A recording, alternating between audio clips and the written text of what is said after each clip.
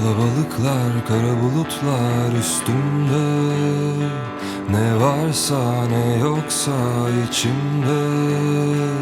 Yok olmadım, yok olanların olduğu yerde var olmak bir meziyet.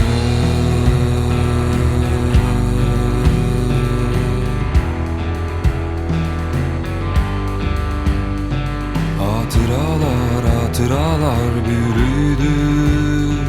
Arzularıma her zaman hüküm sürdü.